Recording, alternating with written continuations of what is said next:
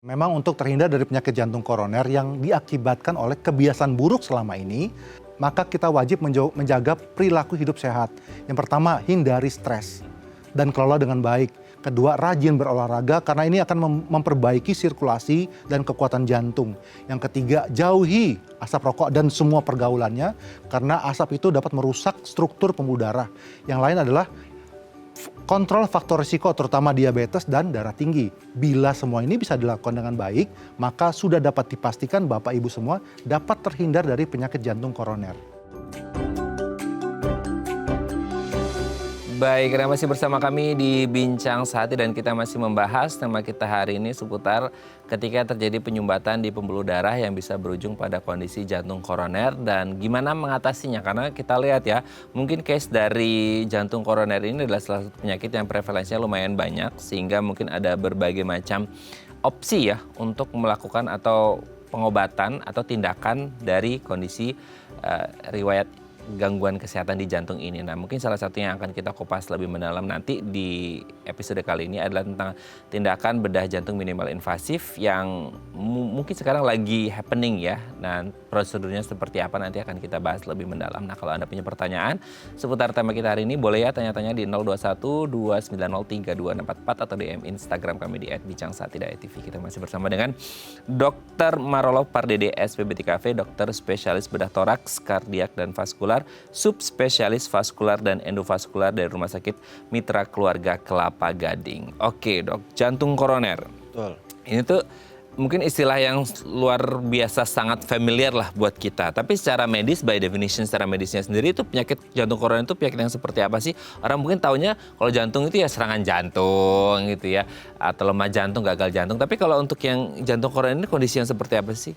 Oke, balik lagi ke definisi. Jadi penyakit jantung koroner, ada kata-kata koronernya. Betul. Jadi ada penyakit jantung yang diakibatkan kerusakan atau penyempitan pembuluh darah koroner yang ngasih makan otot jantung. Jadi walaupun jantung itu adalah pompa yang banyak darahnya, tapi ada struktur khusus yang kasih makan dia, kasih makan ototnya yang namanya koroner, pembuluh darah koroner. Nah, pada beberapa orang terjadi penyempitan dan menyebabkan serangan atau gangguan pompa jantung, itulah namanya penyakit jantung koroner. Oh, oke. Sebelum lebih mendalam, mungkin kayak kita flashback lagi. Di jantung itu berarti ada si koroner yang ngasih makan gitu ya? Yang ngasih makan. Sementara jantung juga harus mompa kan? Maksudnya itu berarti di sekitar jantung itu ada apa aja sih, Dok? Maksudnya anatominya gitu?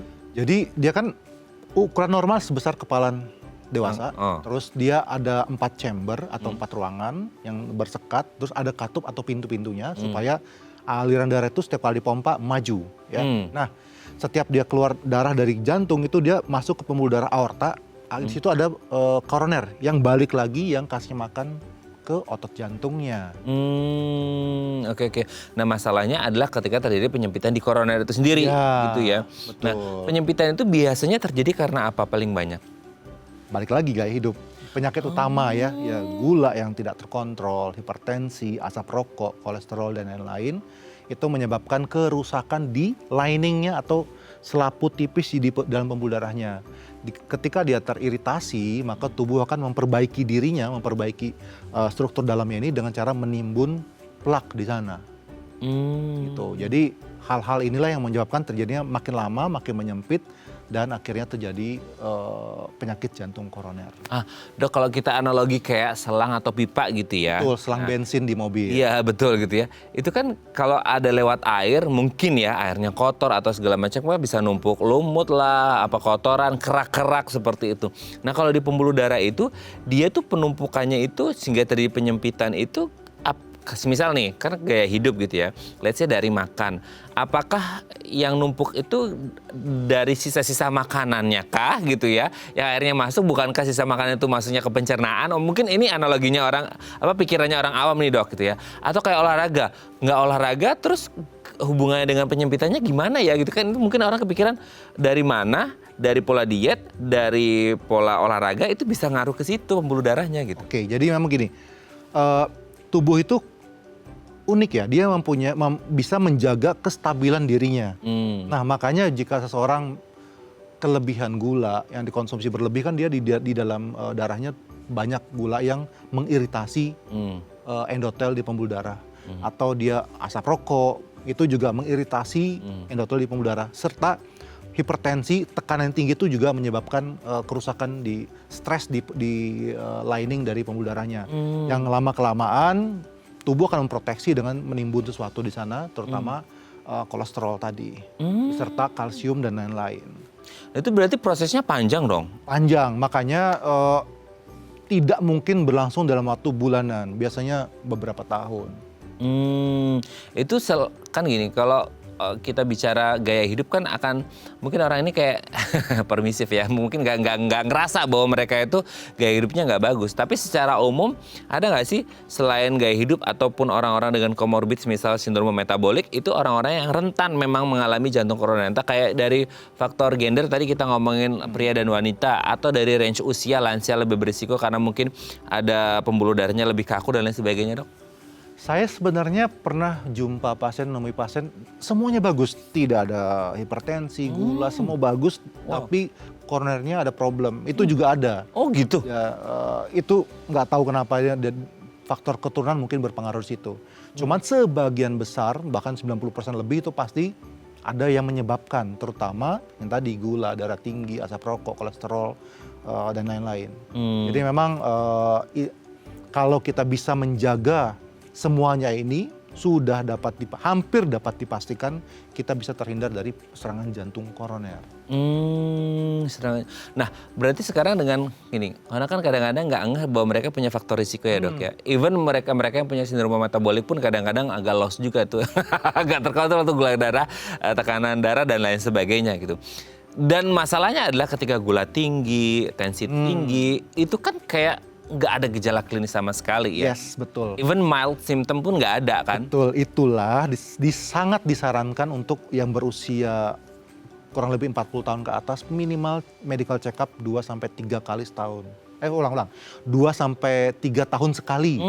Ya, jadi memang karena kerusakan pembuluh darah ini berlangsungnya lama, misal hari ini ada seseorang umur 40 tahun, dicek semuanya normal, tensinya normal, gula normal, 2 tahun atau tahun depan dia dicek lagi, sudah terjadi peningkatan gula, itu paling tidak baru setahun atau 2 tahun. Dan itu belum terjadi kerusakan yang cukup parah di struktur pembuluh darah.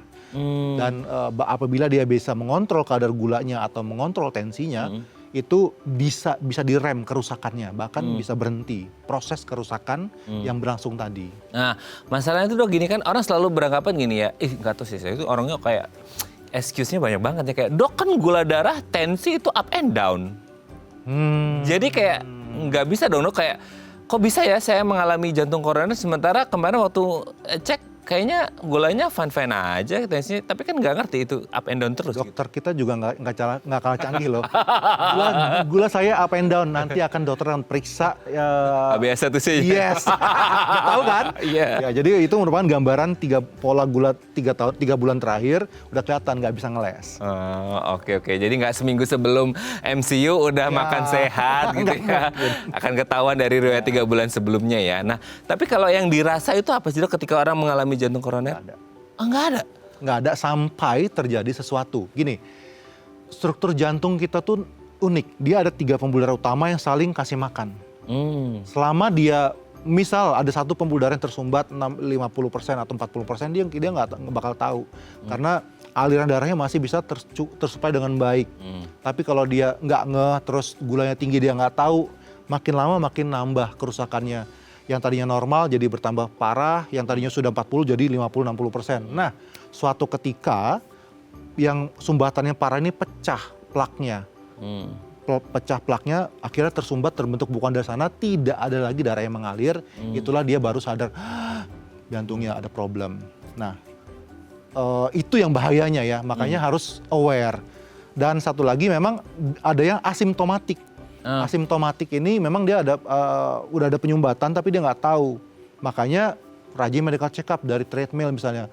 Kalau orang dipaksa beraktivitas fisik lebih daripada biasanya, jantungnya akan bekerja lebih dan itu ada gambaran kelistrikan di jantung. Oh nih ada iskemik nih, ada kurang darah. Baru dokter akan menganjurkan pemeriksaan lanjutan untuk mendeteksi lebih lanjut apakah ada penyumbatan yang bermakna di jantungnya. Nah itu dia, jangan sampai nunggu ada keluhan dan ada sesuatu yang buruk terjadi, makanya harus minimal MCU gitu ya. Ketika Anda berpikir bahwa Anda punya faktor risiko itu. Oke dok, nanti kita lanjut lagi ya di segmen selanjutnya ya.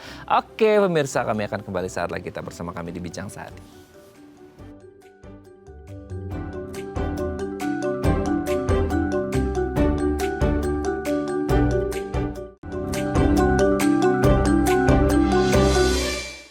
Baik, karena masih bersama kami di Bincang Sehati dan kita masih membahas tema kita hari ini seputar jantung koroner atau penyumbatan di pembuluh darah atau penyempitan gitu ya. Yang akhirnya bisa menyebabkan gangguan di jantung. Dan salah satu tindakan yang nanti akan kita bahas lebih mendalam adalah tentang tindakan bedah jantung minimal invasif seperti itu ya. Nah kalau Anda punya pertanyaan seputar tema kita hari ini, boleh ya tanya-tanya di 021 290 3244 atau DM Instagram kami di @bincangsehati.tv. Kita masih bersama dengan Dr. Maroloh Pardede SPBTKV, dokter spesialis bedah toraks, kardiak dan vaskular, subspesialis vaskular dan endovaskular dari Rumah Sakit Mitra Keluarga Kelapa Gading. Oke dok, sebelum kita lanjut ini ada penelpon, kita sapa terlebih dahulu ya. Halo, selamat pagi, dengan siapa di mana? Lukman dari Cengkareng, Jakarta Barat. Pak Lukman di Cengkareng, tetangga saya ini ya. Oke Pak Lukman di Cengkareng mau tanya apa ke Dr. Maroloh, silakan Pak. Oh iya baik. Selamat pagi Pak Maroloh Pardede. Pagi Pak. Ya, mau nanya ini Pak, untuk mengidentifikasi penyumbatan itu apakah dengan treadmill bisa dilakukan, bisa diketahui apa enggak Pak? Oke. Ada lagi pertanyaannya? Oh ya enggak, sama gini, kalau diketahui diindikasi bahwa ada penyumbatan, apakah dengan CT scan angio itu akurasinya gimana Pak? Gitu, artinya bisa mengetahui penyumbatannya itu berapa persen pembuluh darahnya gitu. Apakah akurasinya misalnya 95% atau 98% gitu kan? Kalau dengan kateter kan itu pasti actual ya Pak. Betul. Oke, boleh tanya, mohon maaf Pak Lukman. Pak Lukman ada riwayat gangguan di jantung atau pernah treadmill dan lain sebagainya? Oh pernah treadmill. Kalau riwayat nggak ada Pak. Treadmill terakhir itu saat treadmill di stage ketiga. Jadi saya di menit ketujuh gitu ya, terjadi penurunan atau apa menurut dokter jantungnya. Kalau bisa di kateter gitu atau CT scan angio. Oke, Dokter Maroloh ada yang ditanyakan ke Pak Lukman, sudah jelas? Oke, baik, terima kasih Pak Lukman yang ada di Cengkareng, Jakarta. Kita akan coba jawab ya, semoga sehat selalu. Nah, gimana nih dok? Ada pernah coba treadmill juga nih Pak Lukman, itu gimana tadi kondisinya? Jadi memang treadmill itu salah satu modalitas yang cukup baik untuk mengetahui apakah ada terjadi penyumbatan ya. Jadi pasien itu tuh dipaksa melakukan aktivitas fisik berlebih yang tadinya tidak kelihatan ada problem. Jika dia disuruh lari misalnya, itu ada gambaran iskemik memang kalau dia ada sumbatan. Nah, tapi problemnya treadmill itu ada false negatif kurang lebih 30%. Artinya apa? Sebenarnya ada penyumbatan tapi tidak terdeteksi dengan baik dengan hasil treadmill. Karena memang kalau tidak salah treadmill itu bisa mendeteksi bila ada penyumbatan yang lebih dari 70%. Jadi bila penyumbatannya masih kecil itu tidak akan menunjukkan gejala saat dilakukan treadmill. Dan memang kalau misalnya sumbatannya kurang dari 40%, kita pun tidak akan melakukan intervensi. Biasanya hanya untuk memberikan obat untuk menstabilkan plak dan menganjurkan untuk mengontrol faktor resiko. Nah, balik lagi memang apakah CT corner itu sangat baik? Ya, itu akurasinya sangat tinggi, bahkan hampir 100%, tapi dia tidak bisa melihat aliran. Untuk sumbatannya berapa persen itu bisa terlihat dengan baik, apalagi bila dikerjakan dengan CT scan yang mempunyai slice yang cukup rapat atau sangat tinggi. Itu detail sekali gambarnya. Oke. Kalau tadi Pak Lukman bilang ada rekomendasi kateter dan lain sebagainya, enggak ya? Ya, jika memang kalau sudah gambaran positif, memang sebaiknya lanjut. Apakah langsung ke mau CT scan dulu juga boleh, atau langsung ke kamar kateterisasi yang bisa langsung kita kerjakan, bukan kita sih, dokter jantung intervensi mengerjakan sesuatu di pembuluh darah koronernya. Gitu. Oke. Kalau kasusnya kayak Pak Lukman ini berarti sebaiknya apa ya dok? Sebaiknya dikerjakan sesuatu, entah dia mau CT koroner dulu atau langsung kateterisasi juga oke. Oke. Jika hasilnya positif ya. Oke, semoga ini bisa menjawab pertanyaan Pak Lukman yang ada di Cengkareng, Jakarta Barat ya. Dan semoga sehat selalu Pak Lukman ya, semoga tetap semangat. Mantap ya. Oke dok, kita lanjut. Nah berarti kalau untuk mendiagnosis, ya ini kebetulan juga relate juga dengan pertanyaan Pak Lukman. Berarti dengan kondisi yang tadi disebutkan, bahkan ada yang asimptomatik, jadi nggak ada gejala sama sekali. Bahkan orang udah ke dokter udah dengan keluhan. Masalahnya kan jangan sampai ada keluhan kan. Tapi kalaupun akhirnya ada keluhan, ketika datang ke dokter, itu biasanya untuk menegakkan diagnosis bahwa ini benar jantung koroner apa dok? Ya tadi, golden standard memang kateterisasi. Karena kita bisa melihat alirannya, struktur pembuluh darahnya dengan baik. Tapi untuk mungkin kalau saya takut masuk ke kamar kateterisasi dan lain, karena emang image-nya seram ya. Bisa dikerjakan dengan CT koroner, tentunya mencari rumah sakit yang mempunyai CT scan dengan slice yang sangat baik. Itu karena kita bisa melihat detail sekali pembuluh darah koronernya. Oke. Lanjut lagi. Sebenarnya kalau kita ngomongin kayak penyempitan atau penyumbatan seperti itu tuh plak yang terjadi itu sebelum akhirnya kita ngomongin ke tindakan ya untuk pembersihan atau penanganannya, itu tuh plaknya itu bisa bersih lagi nggak sih dok? Ibarat kata kan, sorry ya, maksudnya selama ini tuh kayak kita tahu ya, kayak ada minum ini, jus ini untuk detox gitu. Itu dia yang mau saya bahas. Yang mau saya bahas. Itu gimana tuh dok? Jangan percaya sama orang pinter. Jangan percaya sama orang pinter. Kenapa? Karena plak itu keras sekali, seperti tulang. Dia akan larut atau hilang kalau misalnya dicelupkan dengan asam yang cukup tinggi. Tahu kan asam jadi hancur. Nah problemnya kalau kita minum asam, bukan plak kita yang rusak, tapi lambung kita, usus kita yang hancur duluan sebelum dia sampai menghancurkan plak itu. Kalau mau tahu plak itu seperti apa tuh mirip seperti tali, keras sekali, dalamnya tulang, kalsium. Jadi memang hampir mustahil bahkan mustahil bisa dihilangkan dengan herbal ya. Makanya sering saya kalau edukasi kesehatan jangan percaya sama orang pinter, percaya sama orang bodoh seperti saya, dokter jantung. Karena kenapa? Karena kita dari SD sampai dengan subspesialis kemarin tuh sekolah mulu kerjaannya. Karena kita harus berbasis ilmiah ya. Jadi memang saya sangat prihatin kalau memang ada yang berusaha menipu ya dengan betul. Ini obat yang baik bisa meluruhkan, itu mustahil. Sekali lagi kalau dia mau diluruhkan berarti butuh asam yang kuat yang kalau diminum bukan koroner yang lambungnya hancur. Iya, lambung dan usus yang hancur duluan. Nah itu ya. Mungkin orang kepikiran kan ngomongin plak itu mungkin kayak plak di gigi ya, yang belum akhirnya jadi karang gigi ya. Jadi orang pikir kayak lembut gitu, ternyata keras gitu. Jadi memang ada yang soft plak, ada yang sudah hard plak. Jadi emang di gigi kan ada yang soft, ada yang hard. Yang hard itu kan masih dihancurin dengan mekanik kan kadang-kadang. Betul. Sama itu strukturnya mirip karena isinya juga kalsium. Nah itu dia ya, makanya harus benar-benar ke yang ahlinya ya. Seperti dokter kita hari ini gitu. Nah tapi kalau sebenarnya oke, ini udah ketahuan bahwa ini ada penyempitan pembuluh darah gitu ya. Itu dia bisa bertahan berapa lama sih dok? Kayak tadi ya, kayak Pak Lukman gitu ya, dengan di bawah 70% kayaknya nggak bisa nih gitu. 40% masih konservatif dulu, mau obat-obatan dulu, kita belum ada intervensi gitu. Itu haruskah nunggu sampai 70% atau gimana? Sayangnya seperti itu. Karena memang plak yang sudah ada itu dia long life. Jadi dokter itu akan kasih obat, mengedukasi supaya jangan bertambah jelek pembuluh darahnya, supaya kerusakannya jangan bertambah parah. Kenapa kalau 40% tidak ditindak dok? Karena prinsip utama dari kedokteran adalah jangan do no further harm. Jangan membuat sesuatu yang merugikan pasien. Karena tidak ada benefit secara ilmiah kalau kita lakukan intervensi bila kerusakannya masih minimal.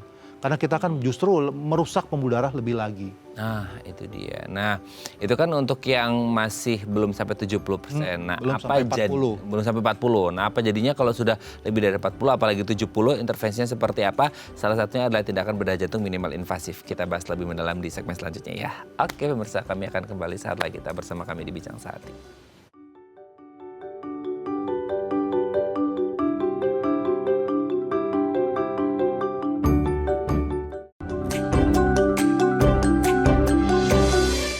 Baik, Anda masih bersama kami di Bincang Sehati dan kita masih membahas tema kita hari ini seputar penyempitan atau penyumbatan di pembuluh darah yang bisa berujung pada jantung koroner dan bagaimana tindakannya. Yang akan kita bahas hari ini adalah seputar tindakan bedah jantung minimal invasif. Kalau Anda punya pertanyaan seputar tema kita hari ini, boleh ya tanya-tanya di 021-290-3244 atau DM Instagram kami di @bincangsehati.tv. Kita masih bersama dengan Dr. Marlo Pardede, SPBTKV, dokter spesialis bedah toraks, kardiak dan vaskular, subspesialis vaskular dan endovaskular dari Rumah Sakit Mitra Keluarga Kelapa Gading. Oke dok, sebenarnya kalau orang udah ditegakkan diagnosis bahwa ini adalah jantung koroner dengan penyempitan atau penyumbatan pembuluh darah, biasa tindakan yang dilakukan apa? Karena hari ini kita akan bahas tentang tindakan bedah jantung minimal invasif.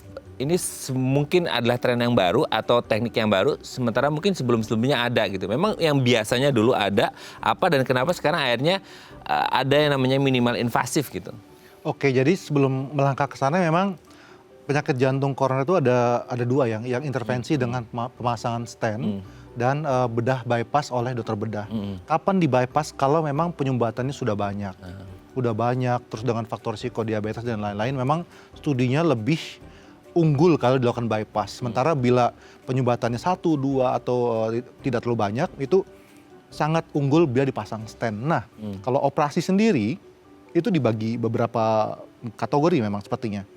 Yang pertama konvensional dengan luka dan memotong dada, yaitu kurang lebih 30 cm di dada depan, terus tulangnya dibelah. Nah, saat ini kita bisa mencapai jantung dengan melakukan sayatan kecil ya, di dada kiri untuk operasi koroner atau di dada kanan untuk memperbaiki katup tanpa mengabaikan keselamatan dari operasi itu. Maksudnya apa? Semua hal yang bisa dikerjakan dengan operasi terbuka membelah dada itu bisa dikerjakan dengan bedah jantung minimal invasif ini. Nah itu prosedurnya berlaku bagi semua pasien jantung koroner kah atau bagaimana? Atau mungkin lihat-lihat dulu nih, kalau ada riwayat sindrom metabolik, lihat-lihat dulu nih terkontrol atau enggaknya atau gimana?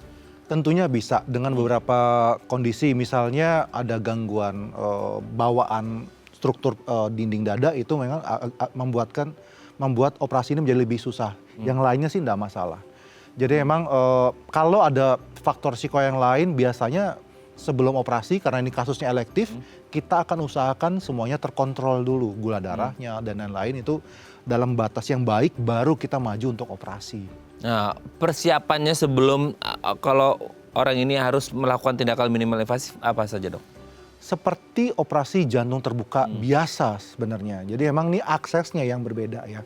Jadi memang gula darah terkontrol, elektrolitnya semua bagus, tidak ada infeksi, terus tidak ada pemberat yang lain, itu baru kita go untuk operasi jantung. Nah, minimal invasif, apakah minimal waktu pekerjaannya juga? Enggak. Jadi memang biasanya pada center tertentu justru minimal invasif ini memang lebih cepat operasinya karena kita tidak perlu menutup dada yang lebih luas kan. Ya. Jadi memang banyak benefit yang didapatkan pasien. Misalnya pulih jauh lebih cepat karena tidak perlu memotong. Karena kan waktu dipotong itu pasca operasi itu pasti dia lebih nyeri, rehabilitasi juga lebih lama karena menyangkut penyembuhan tulang yang berlangsung 6 bulan sampai dengan 1 tahun. Oke. Tapi kalau pas tindakannya itu sendiri, si minimal invasif ini sendiri, dia pengerjaannya bisa berlangsung berapa lama sekali tindakan itu? Operasi jantung tuh unik karena proses pembiusannya juga berlangsung cukup lama ya. Betul. Dia harus pasang monitor invasif.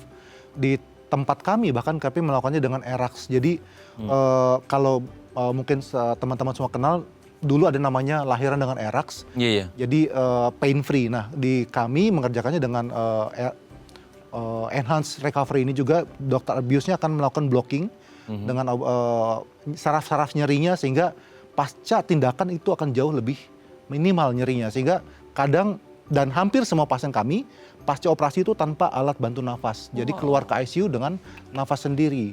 Jadi itulah benefit yang didapatkan oleh pasien-pasien dengan bedah jantung minimal invasif. Wah, ini kayaknya akan jadi primadona ya untuk pengobatan atau tindakan dari mereka-mereka yang mengalami jantung koroner. Oke dok, sebelum lanjut ini ada di Instagram, kita baca nanti, kita lanjut lagi ngomongin minimal invasifnya. Ini dari Pak Willy. Dok, makanan dan olahraga apa yang direkomendasikan untuk kesehatan jantung bagi pasien yang rutin minum pengencer darah dan pencegahan terjadinya penyumbatan? Oh, ini ada riwayat untuk minum pengencer darah ya dok, dan pencegahan terjadinya penyumbatan. Olahraga dan makanan dok, apa? Oke. Kalau olahraga yang dianjurkan, semua olahraga baik ya. Terutama paling bagus memang kombinasi antara kardio dengan building muscle.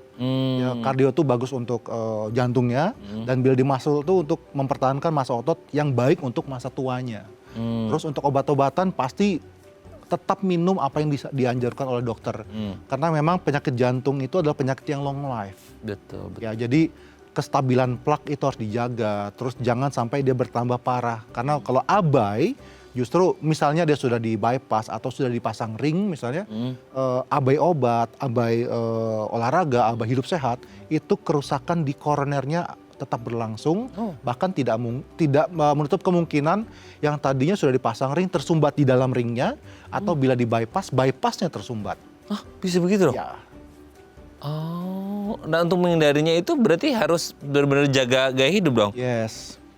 Nah itu ya Pak, siapa tadi? Pak Willy ya, meskipun sudah ada pasang ring ataupun bypass juga tetap harus jaga kesehatan, nggak jumawa ya dok? Gak jumawa, karena jantungnya tetap sakit sebenarnya. Iya, ada bantuan. Nah, jangan diberatkan itu tugasnya si bantuan ya dok ya. Tetap jaga hidup dengan kesehatan yang maksimal dengan olahraga, pola diet yang baik seperti itu ya. Semoga bisa menjawab pertanyaan Pak Willy ya. Oke dok, nanti kita lanjut lagi ya di segmen terakhir ya. Oke pemirsa, kami akan kembali saat lagi kita bersama kami di Bincang Sehati.